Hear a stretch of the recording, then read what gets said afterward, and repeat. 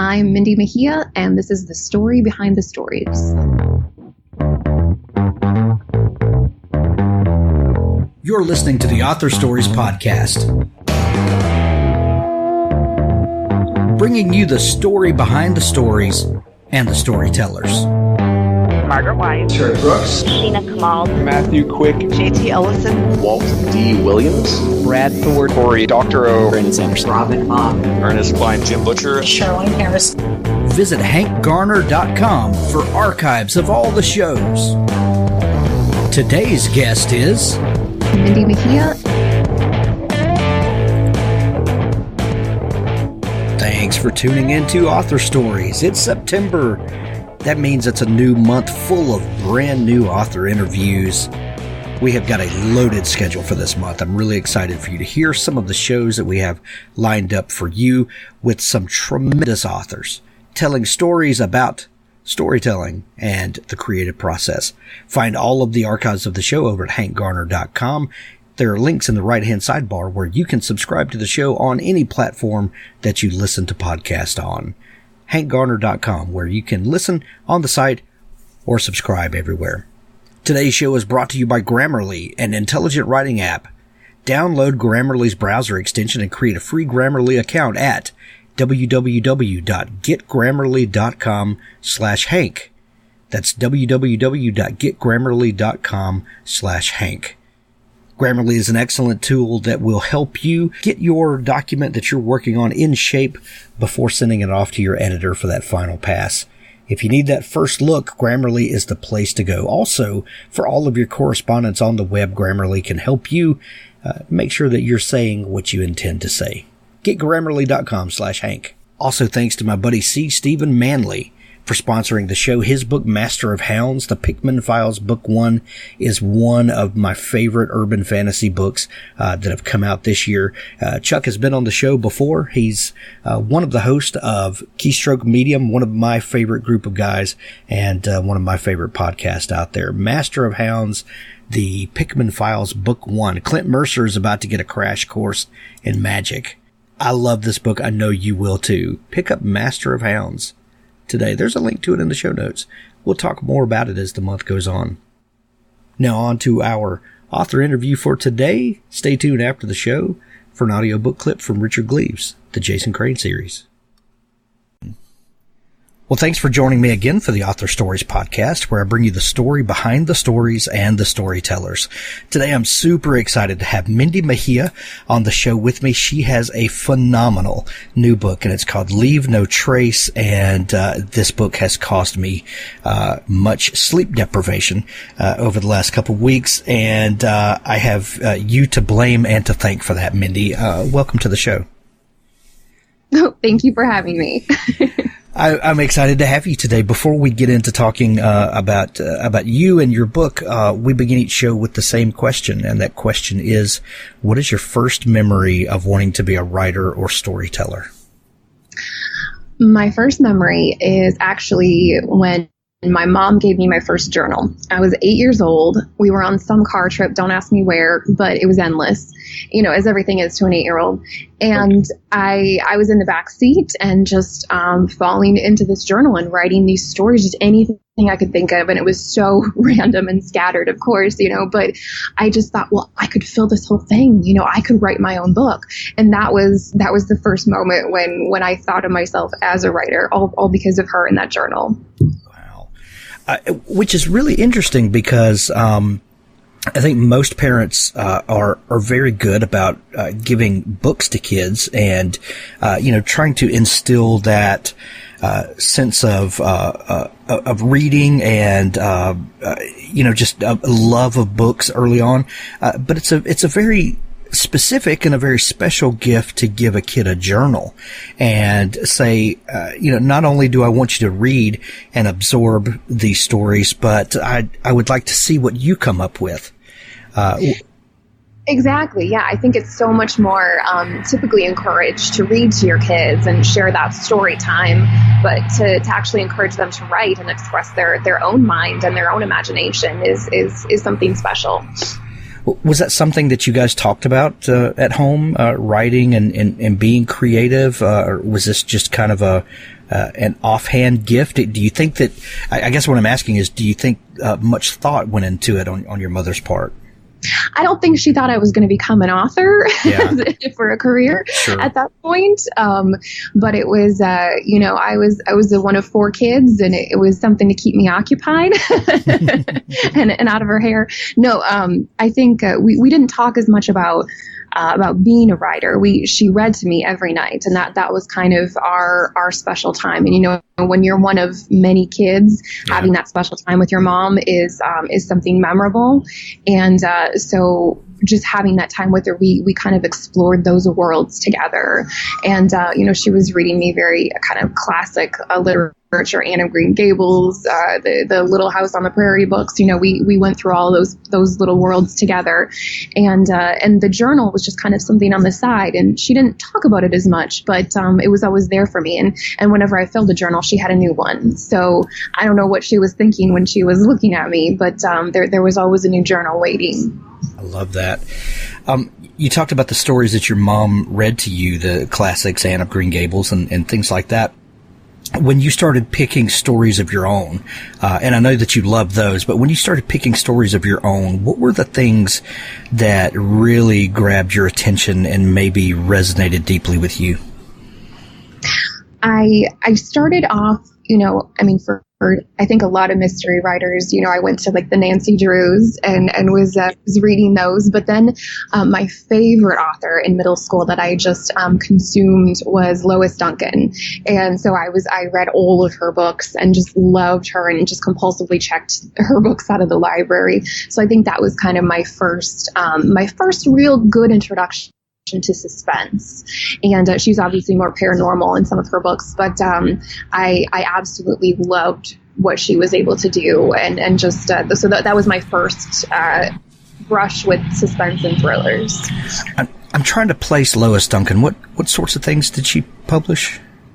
She did paranormal thrillers. She also did just regular thrillers. She wrote I Know What You Did Last Summer, which became a movie. Sure. And there was Stranger with My Face was actually, I feel like, the behind her eyes of the 80s.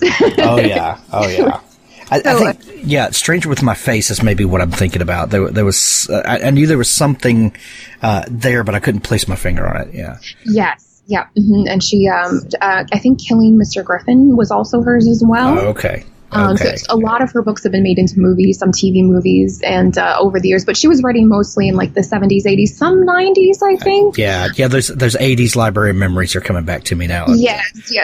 In the high school and middle school library. I can see them now. Perfect. Right. What was it about suspense and things that would spur you on to write suspense thrillers? What do you think it was about those types of stories that excited you? The fact that you can't put them down. You just physically cannot put them down. If the house is on fire, you're like, well, I'm going to try to keep reading, while I stumble out the door or climb out a window, because you just that grab you by your throat quality, I think, is what I love and what I'm always looking for in a good read, something that will just not let me go. And so that's what I hope I can bring to a reader, is that same quality that I love as a reader. At what point, Mindy, did you transition from journaler to knowing that you wanted to write stories of your own?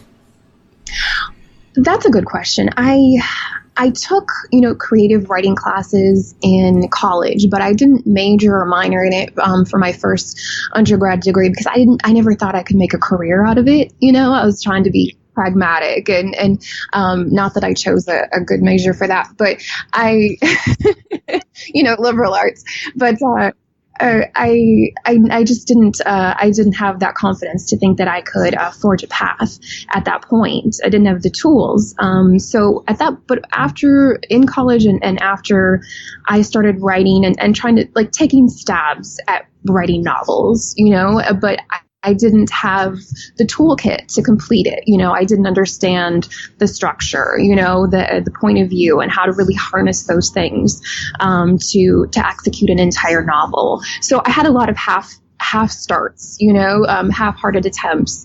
And it wasn't until I decided, okay, if I'm going to take this seriously, I need to have the tools in order to complete what I want to execute.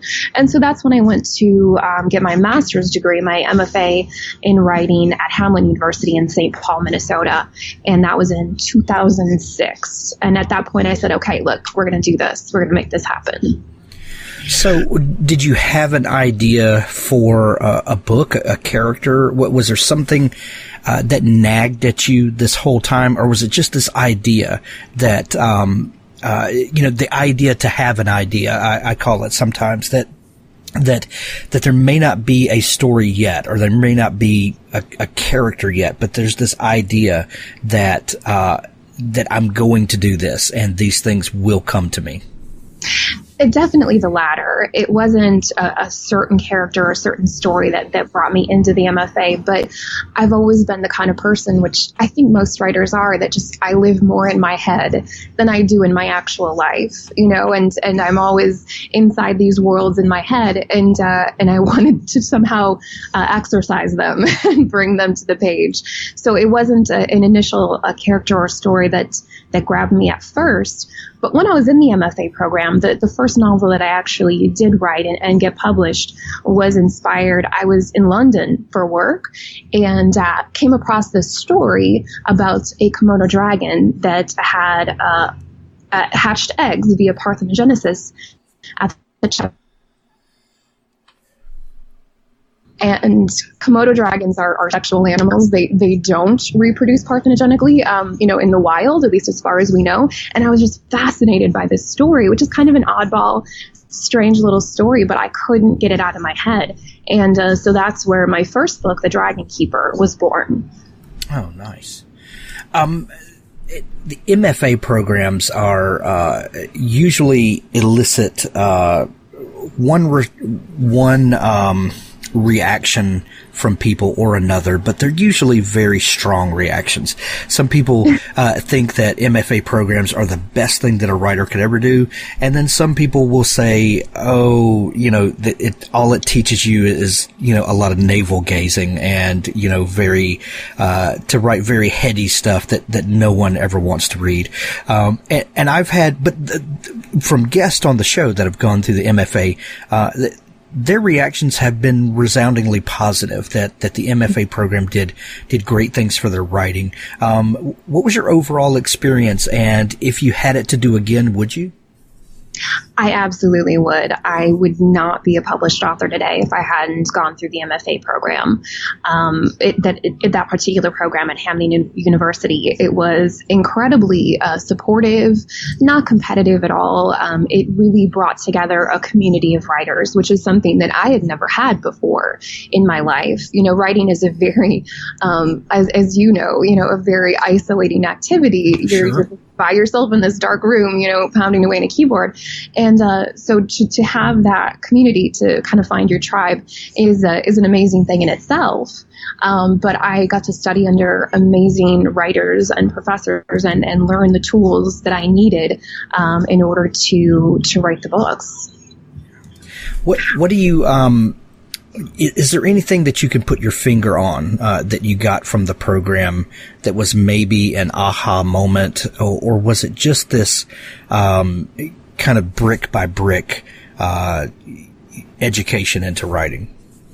There were several aha moments, but one that stands out specifically for writing thrillers and suspense is I took a class from Mary Logue, who writes the Claire Watkins series, and it was a book. The class was how to write suspense, and perfect. So you mentioned that navel gazing kind of quality that some people talk about in the MFA program. And then I think as a beginning writer, there's a lot of that navel gazing, or just kind of a meandering, you don't really know where to start the story. You're not quite sure, how to make it progress and how to keep the stakes rising. And Mary Logue she taught us to think of it in terms of questions. are you asking questions every chapter? Are you answering questions? Do the questions increase the stakes? Does the answer to one question open three more?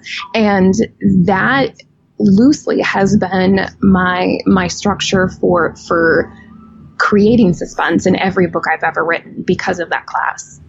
Wow.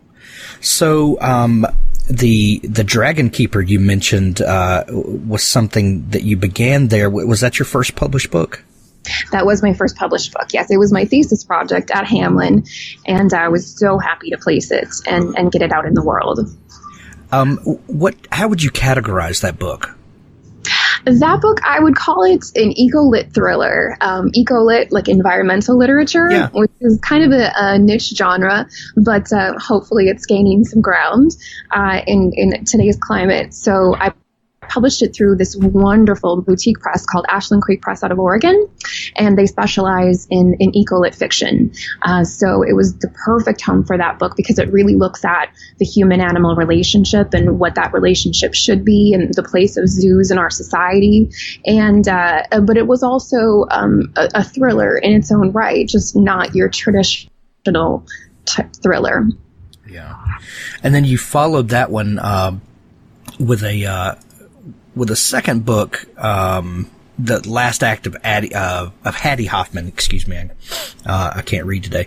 Was that also with the boutique press?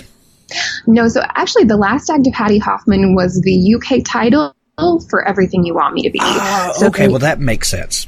Yes, yeah, they retitled the book, and it's been a little confusing for some readers. I know a few readers have bought both, and then they're disappointed that it's the same story. I'm so sorry, don't do that. I try to make it clear on my website. But yeah, so that was actually their title for Everything You Want Me to Be. Gotcha. So, switching to, and that book was published like your new one, with Simon & Schuster, Atria, and, Emily Bestler books. Yes, Emily Bestler books. In writing these two books, that your two with Emily Bestler, and these are more traditional thrillers, not the eco thriller, like the first one. Was that a conscious effort, or was that first book just, this was the story that I told? And you know, this is the way it came out. And then your other two are more kind of mainstream, thriller. Was that ever a conscious effort, or do you believe in just, you know, the story is what it is? I'd like to just kind of follow the story wherever it goes or what's inspiring me at the time. Yeah. But I have, with these last few books, found a wonderful home in the thriller genre, because it's a very broad umbrella and you can do so much within it. And it has, the only real commonality is that it has that kind of grab you by your throat quality, which I love. And so I'm happy to be in the thriller genre, because it's not formulaic. There's so much room. There's so much you can do within it. And I've never been the kind of writer that wants to, kind of produce the same book over and over again, And right. So it's nice to be able to navigate within that genre. What makes a good thriller, in your opinion? Of course, it has to be non-put-downable, to coin a new word, and it's got to keep you engaged, and it's got to keep your heart pumping on some level. But other than those things, what do you think really makes an engaging story? That what makes us not want to put it down? I think the core is, for any great thriller, is that you have to care about the characters. Right. If you don't have that sympathy for the characters, even unfriendly, unlikable characters, it doesn't matter. You have to be invested. And if you're not invested, what does it matter if they get into a car crash or they get murdered? It's not, it doesn't hold your attention. It doesn't kind of, punch you in the gut the way it does as when you're invested, as when you love these characters as much as the author has. So I think that's kind of the key ingredient, is to write those characters that matter. Right. One thing that thrillers do is they keep us on the edge of our seat, and they keep us kind of stressed out when we're reading them. I think that's one of the things that we love about it is we get to be in these stressful situations, without actually being in them and kind of experience, danger without having to experience danger. Right. But the other thing, that really good thrillers do, and Leave No Trace, your new book that's out today, did this for me as well, is that a good thriller will let you off the hook every now and then and allow you to catch your breath. And you get this feeling that, okay, maybe everything's going to be okay. And then you hit us right in the gut again. Is that an important thing when writing thrillers, to allow the reader to catch his or her breath every now and then, to inject a little normalcy to us to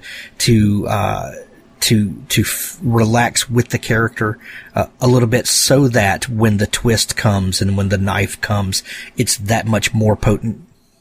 Yeah, exactly. I think, you want to restore that sense of balance, however precarious it might be, so that it's that much more stunning when you get knocked off your feet again. Right.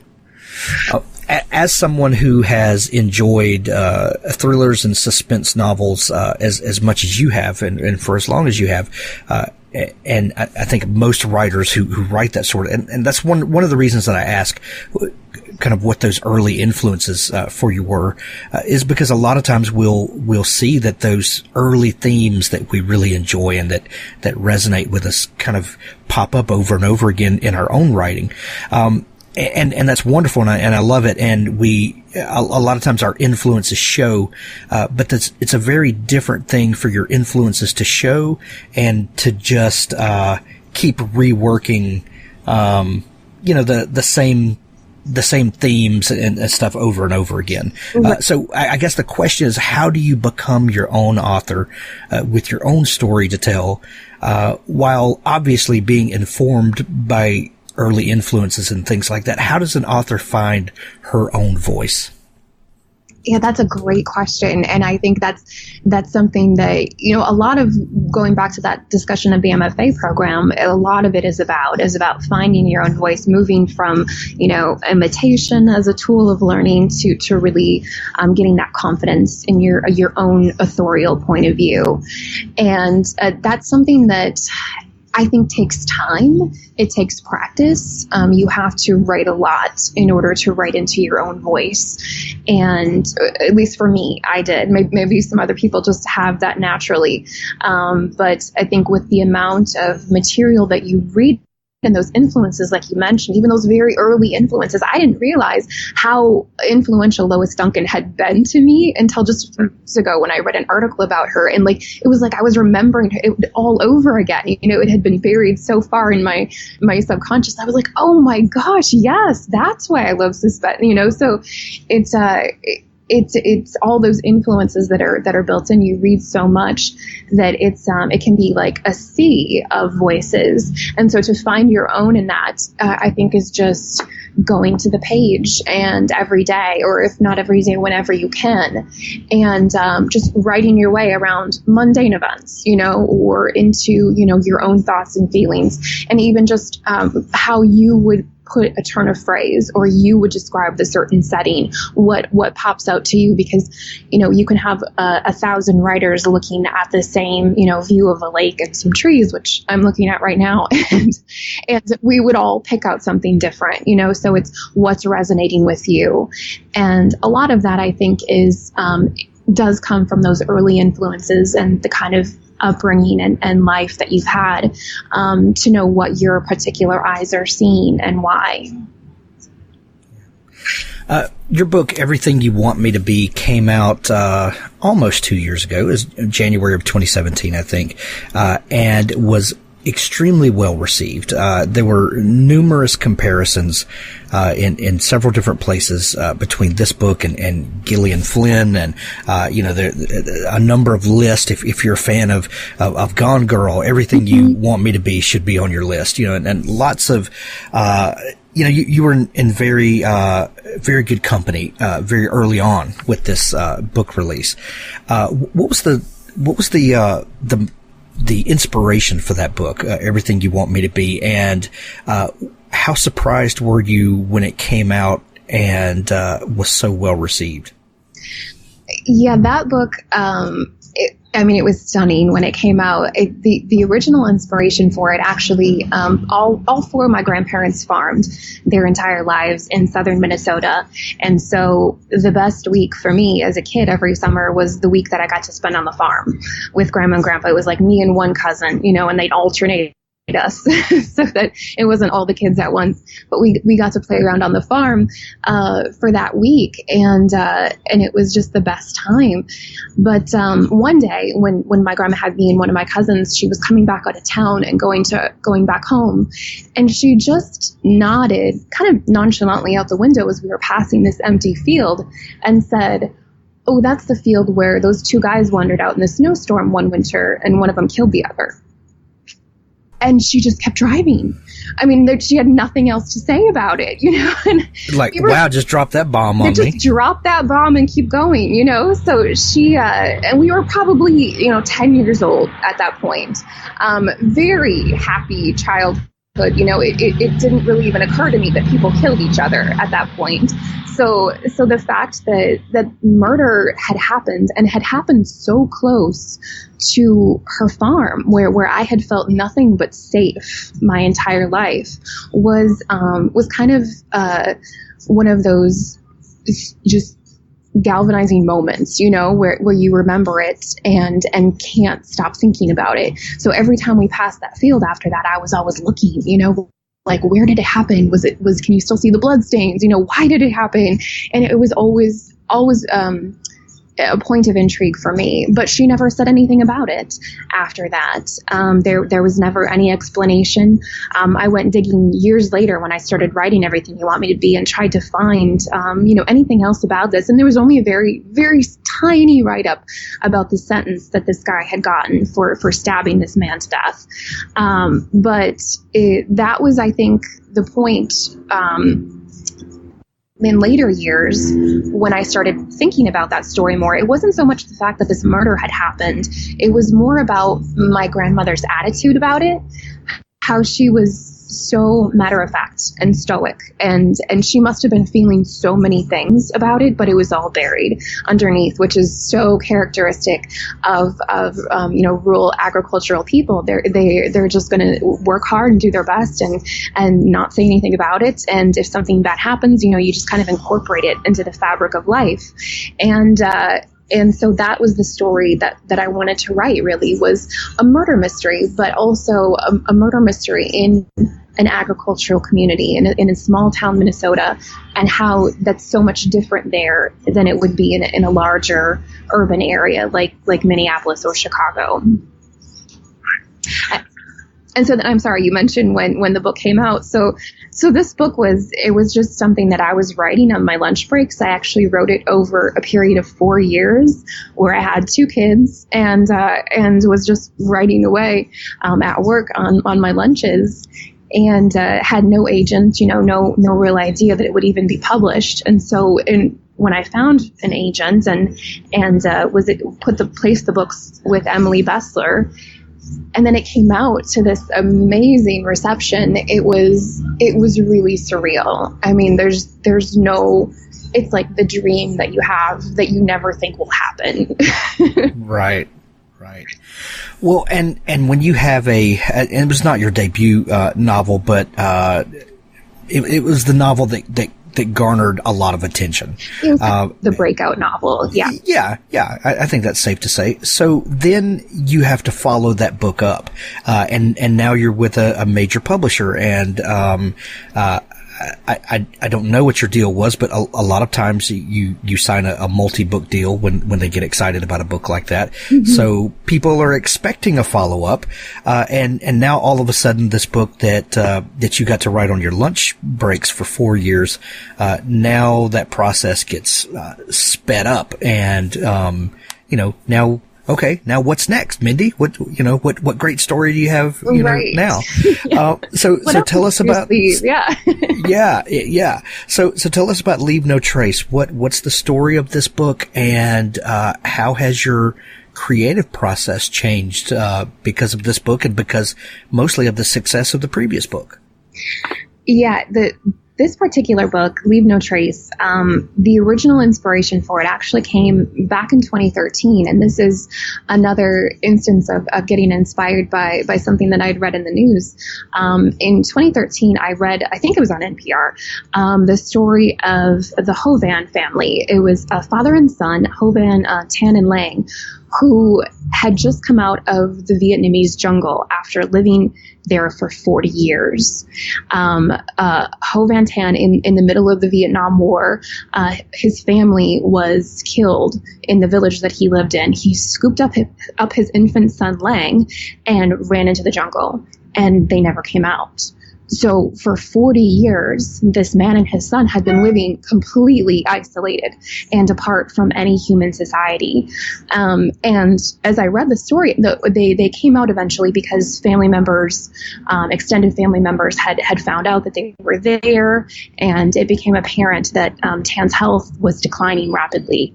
And so they brought Tan and Lang out of the jungle, and I was just mesmerized by these pictures of Lang, this 40-year-old man who had no idea what human society entailed, what the human world really looked like. And so that's when Josiah and Lucas Blackthorn were born, which is the father and son from Leave No Trace, that go into the Boundary Waters Canoe Area Wilderness, which is in northern Minnesota along the Minnesota-Canada border, and disappear for 10 years. So this book, that's kind of where it was born. I started writing it before even I think we had sold Everything You Want Me to Be, because you always need a project going. You always need to be writing. So it started kind of on my own and just in the same kind of headspace that Everything You Want Me to Be had been. But then when everything sold and came out, and we got a new contract then for Leave No Trace, I was actually able to leave my day job. I'd worked in corporate. And so I left that job and started writing full time because I had to get this book done within a matter of months instead of the 4 years that I could just take my time and do what I wanted with it. So that was a huge change for me because I had kind of conditioned myself to work in these bursts, these quick bursts over lunch breaks, and or after I put the kids to bed, just finding these little corners of my life to write in.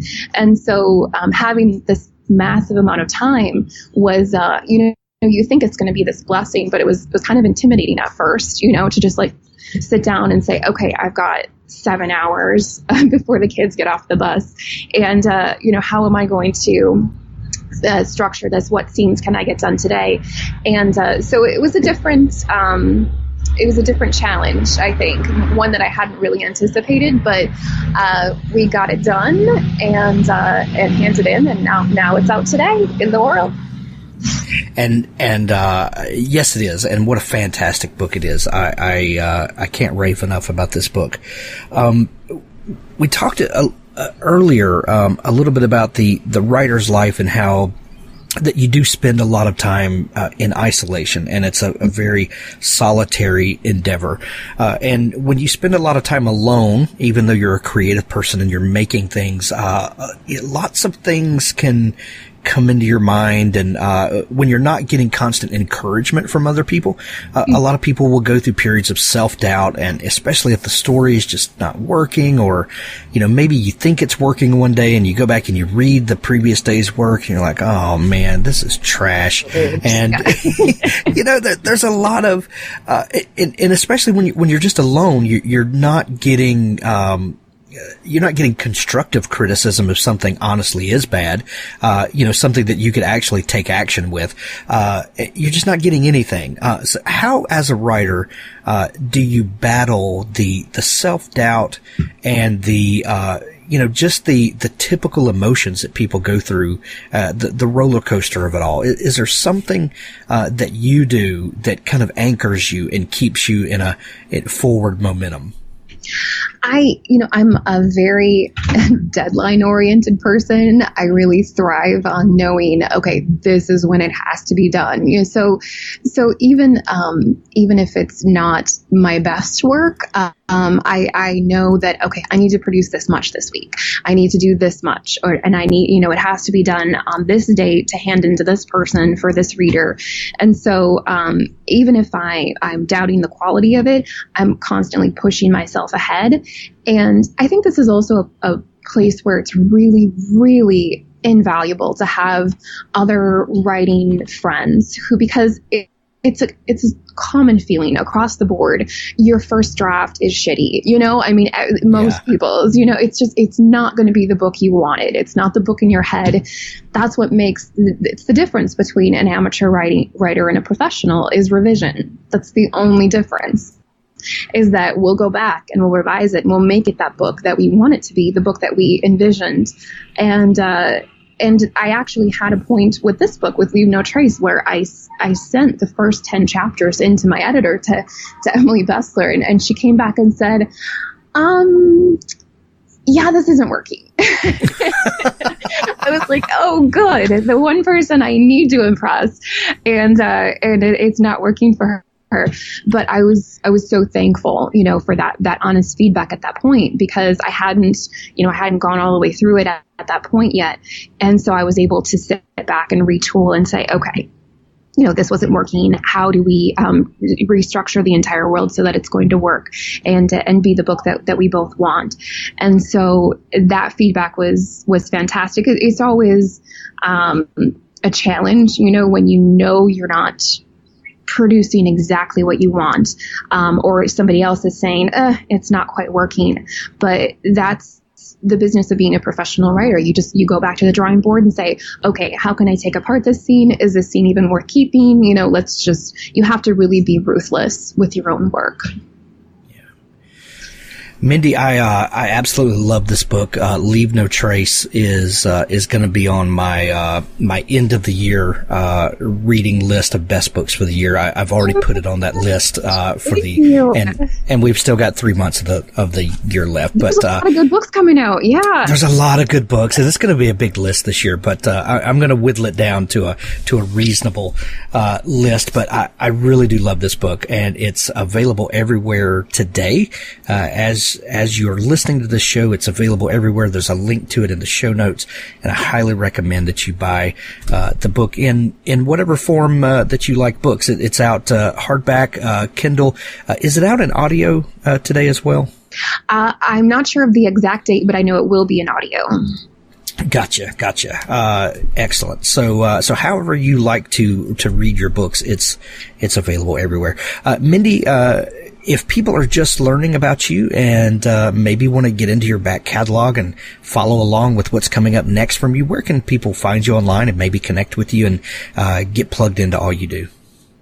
Yes, I am at MindyMejia.com. So MindyMejia.com, and that's where you'll find all my books with links to purchase, some blogs, some recommended sites, and I'm also on Twitter and Instagram, which is at Mejia Writes, MEJIAWRITES.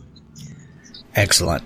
Mindy, thank you so much for taking time to come on the show today. We wish you much success on the book launch. And when your next project comes out, please come back and chat with us about it. I would love to. Thank you so much, Hank. Thanks for listening to the Author Stories podcast. For more great author interviews like this one, go to hankgarner.com and dig through the archives. There's something there I know you'll love. Now stay tuned for a special audio clip from Richard Gleaves' The Jason Crane series. Midnight struck. The Sandman had come. A few faint notes drifted through the rooms of 417 Gorybrook. The hollow wind testing the weatherproofing, the weak scritch of the persimmon tree against Zeph's window, and the drone of Hedwig's snoring. The old house shifted, creaked, and the shade of Agatha Van Brunt descended from the attic. "Bram?" she called. The ghost paused, collecting herself on the stair. She passed a mirror, but the glass remained empty, reflecting only absence. Agatha would not have recognized herself anyway. She had been beautiful long ago, and still was in her own mind. Not a toothless and wizened specter. Not a blue chalk sketch of a hag half erased from the blackboard of night. She drifted into the master bedroom, disappeared into a shaft of moonbeams, and reappeared on the other side. She stood over Hedwig, listening to him snore. But Hedwig was not Brom. She needed Brom. She slipped through the floor into Zeph's bedroom. She stood over him for a long time, listening to the persimmon tree's weak coffin scratch on the window screen. Brom? No, this was not Brom. Not Brom, her son. But she loved this boy. So much hidden potential. He reminded her of Dylan, her grandson. Dylan had slept in this room many, many times. But Dylan was dead, never to return. This boy, Zeph, was alive. So alive. Oh, would that he might remain so forever.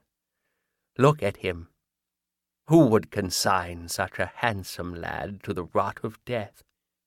Only a very cruel and blind God. Agatha brushed her spectral lips to Zeph's cheek. He stirred, scratched the spot, and rolled into his pillow. But Zeph was not Brom. Where? Oh, Brom is dead. She remembered now.